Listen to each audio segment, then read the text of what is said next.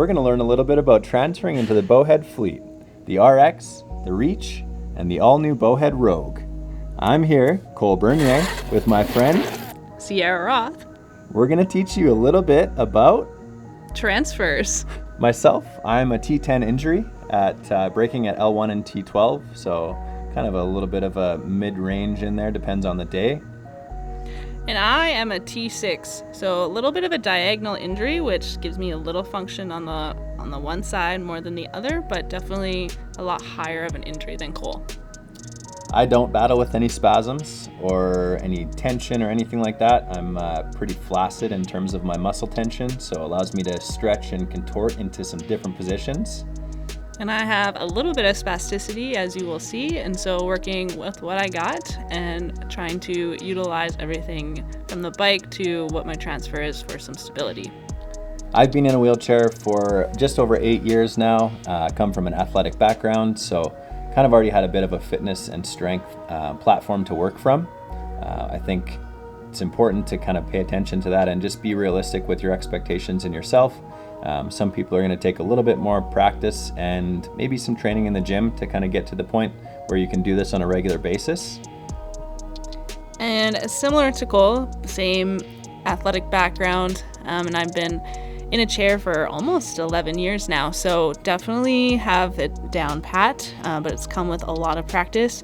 So being patient with yourself, learning from other people, we hope this video helps you in your transfers.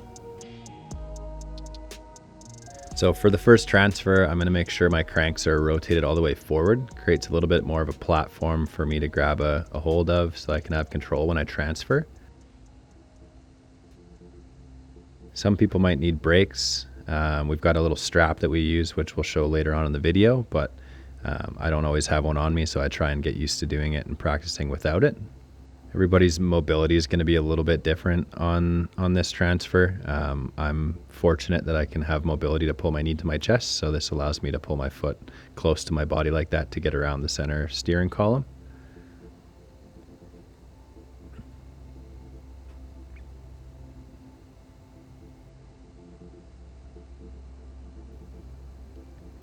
Again, due to mobility, not everybody's going to be able to pull their leg up and over like this. Myself, I've got really good mobility in my hips, my lower back, and my hamstrings, so that allows me again to bring my leg up and over. Everybody's going to be a little bit different and unique in their mobility and tension and spasms, all that kind of stuff, spasticity. Oh, what's up, Titus?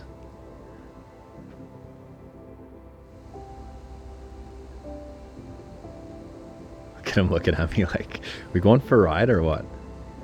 Why are you in the shop, not outside?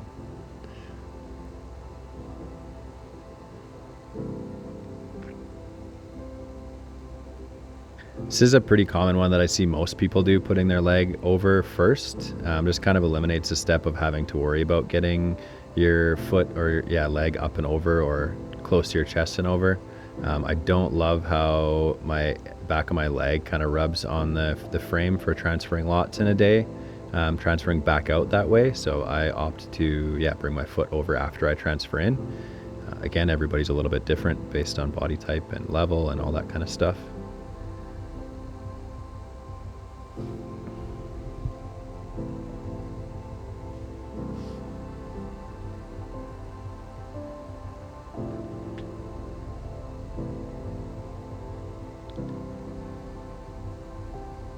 Kind of like I was explaining a little bit earlier, the adjustable backrest on the Rogue is really nice for someone that might not have the best mobility in their hips and their hamstrings.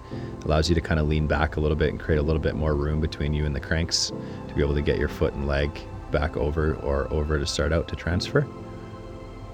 What a happy boy.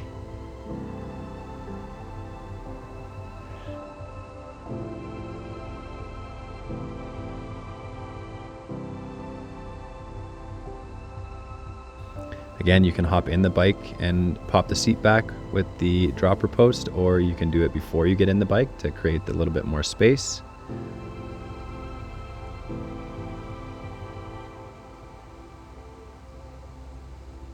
Titus patiently waiting in the background for a rip.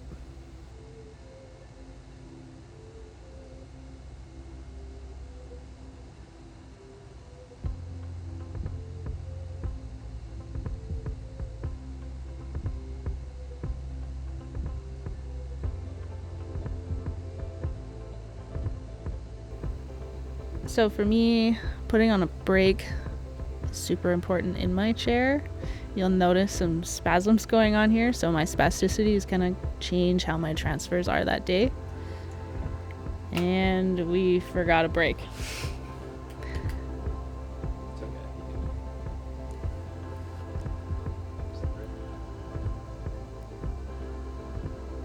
Yes, so we're gonna use a Velcro strap. I find with some stability of the bike, the transfer is a little easier.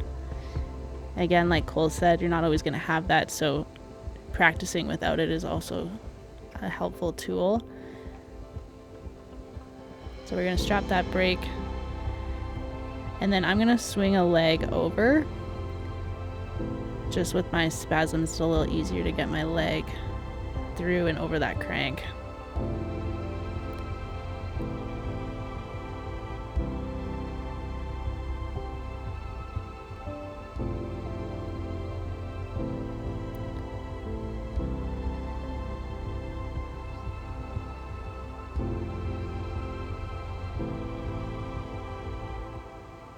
So again, once we go to get out of the bike, I'm going to put the brake back on.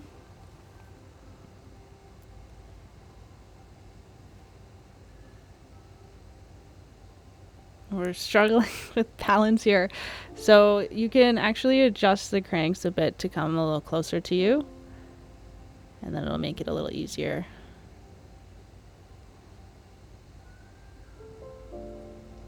Struggle bus. So you can see here, move that crank a little closer to you.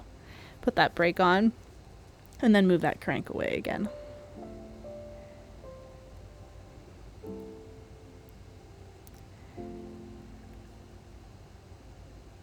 So notice my placement. I'm actually using my hands on my chair and on the backrest to help with the leverage piece. My arms aren't quite as long as Cole's, so having that leverage is super helpful to get me up. And my dips are really strong, so that's usually my strong point of a transfer.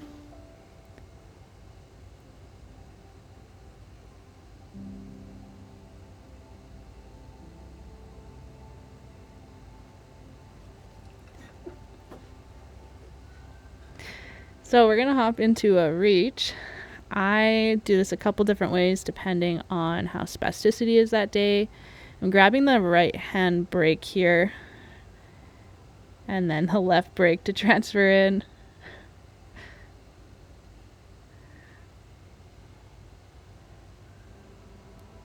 And then I'm going to grab my leg over and get it over that bar and into the footrest from here. So my mobility, I'm able to bring my knees quite close to my chest. There'll be some other videos ahead here where you can have a different option if that's not available to you.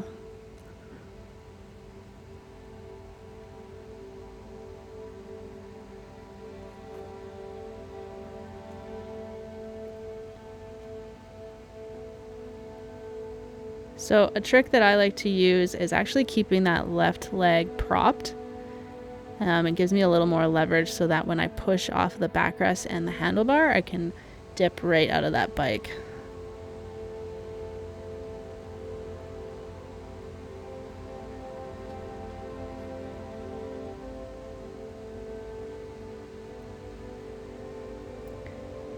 This time we're going to place a nice sturdy brake on the bike rather than relying on my grip to hold the bike in place. We're going to keep both legs here into it as we go over, and then grab that leg over the bar after.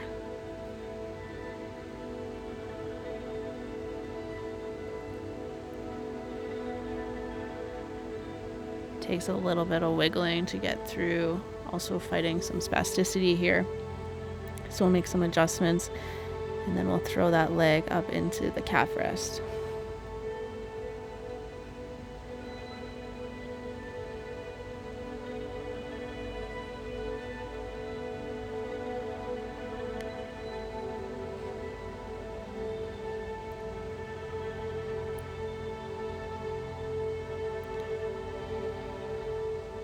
And then I'm going to move the bars here to give me a little more space. to throw that leg up.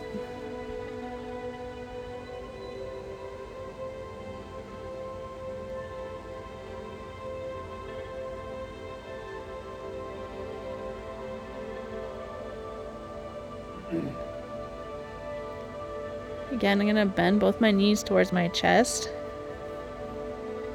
and keep that one leg propped up to help give me a little more leverage as I push off of the backrest. And this time I'm gonna use my chair instead of the handlebar. If you're shorter armed, this might be a little easier to help push off. Oh, and there we got Titus. One of the things that I didn't really show in that is kind of getting in the bike and out. It's important to have the harness open from the side that you're going to be transferring. If not, that lap belt's going to be in the way. So again, my mobility allows me to pull my knees really close to my chest in this position. So this might not be the best way for everyone, but I find my feet kind of get caught. The fact that I can kind of reach down and grab the ball of my foot, kind of the toes, as you see I grab there, really helps me just kind of get my toes up and around the steering rods and cables and frame, and kind of just keep it out of the way, and so it doesn't get caught on anything.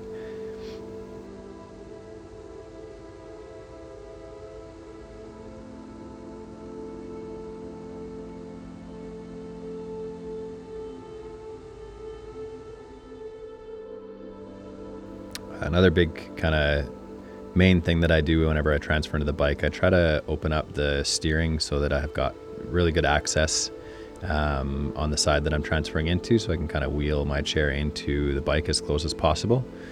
With this one, where you're putting your foot on the other side of the bike, you kind of have to have the wheels straight to do that, so that you have a little bit of room on that other side of the bike when you're putting your foot down. Again, if you don't have that mobility to bring your knees up to your chest, a really good way is you're going to kind of MacGyver the wheels, turning left and right a little bit to allow your foot to go the outside of the wheel. That way you can lift your foot up and over the tire and into the leg rests. Same thing for going out. I'm going to turn that wheel, kind of allow my foot to come back and close, and then once I get it out of the way, I can steer that wheel straight again. And same as Sierra was explaining earlier, I always try and put my foot up on the steering rod, just to give me a little bit of a boost up and out of the seat when I transfer. So again, I've a little bit of a lower injury at T10, T11 kind of thing. Getting some love from Titus. But I like to grab the handlebars. It gives me a good kind of reference point in the back of the harness. It also allows me to not have to use a brake strap. I can kind of just, whatever side I'm getting out on, that far side, I'll usually turn the wheel and grab the brake at the same time that I'm transferring to hold the bike still as well. If I'm on flat ground, sometimes I will hold the center of the steering. It's a little bit closer to the bike, so I don't have to reach as far when I'm transferring up and out.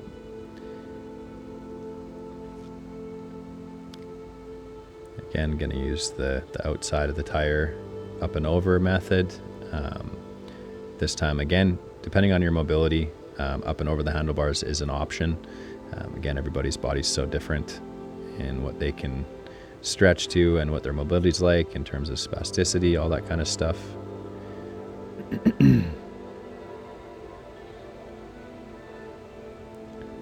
You'll definitely notice I'm moving the handlebars quite a bit to kind of steer and get the tires out of the way or in the proper position so that I'm not fighting against them. Chair's going to roll away here for one, so always good to have control all the way through your transfer, so that if something like that does happen, if you're on a slope or anything like that and you start rolling away, you can always abort and go back to the bike safely. Always want to avoid any skin damage at all costs, so control transfers, not just throwing yourself, is always a good practice.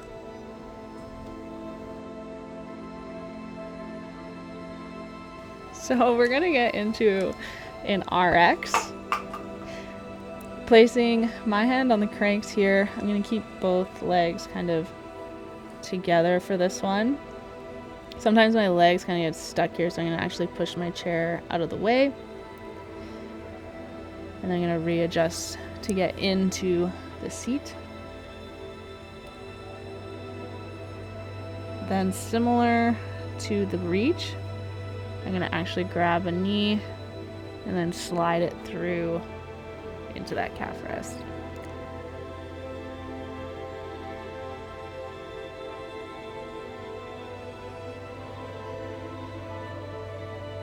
So like Cole mentioned, just grabbing those toes and then throwing it into the calf rest. Nice and easy there.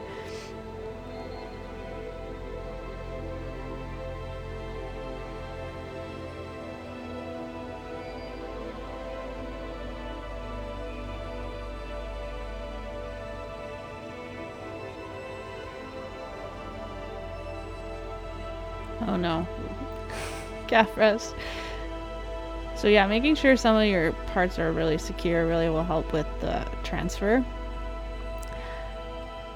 And then we're gonna slide that chair back.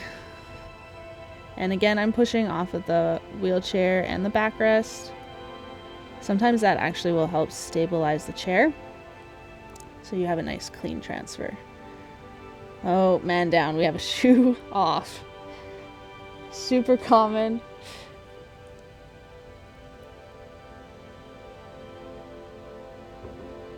And it might come with, so just grabbing that shoe and then placing it back on.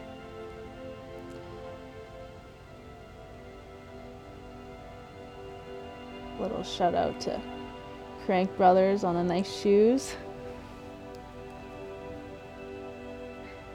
So another good note for the harness placement, Cole was talking a little bit about how he places one end of the harness away from where he's actually going to transfer. For some people, I find if you have the Velcro strap behind the harness, this will actually help keep everything kind of out of the way, so you have a nice smooth, easy access to that chair.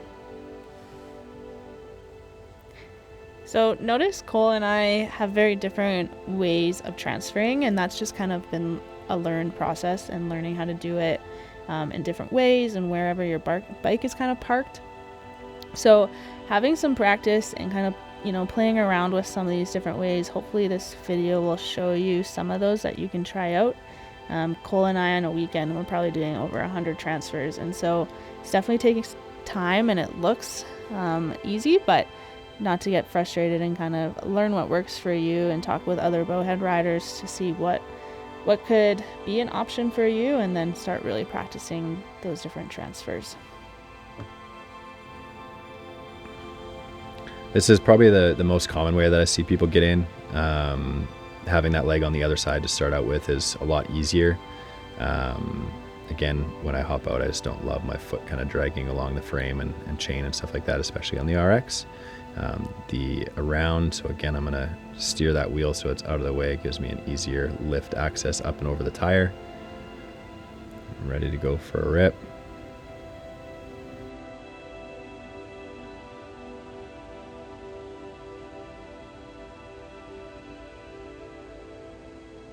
And you'll probably notice that, yeah, I'm usually doing this stuff a little bit quicker. I've been about 5 years in the bike now, so I've done hundreds and hundreds of transfers. I ride the bike a lot through the season and travel a lot and stuff, so I've kind of figured out the way that works best for me, and I've gotten pretty quick at it. Filming and stuff like that, you're in and out of the bike quite often, so being efficient with this stuff is very key.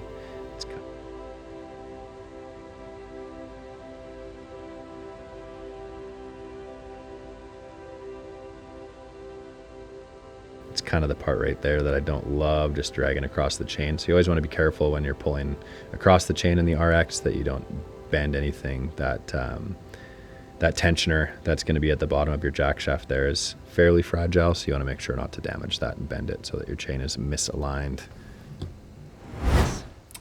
I hope this video helped you guys with your transfers, and maybe we'll give you some different methods, some different tricks for getting in and out of the bowheads. If we did miss anything in this video, feel free to comment or shoot us a message on our social media platforms, and we're happy to do a revised video in the future.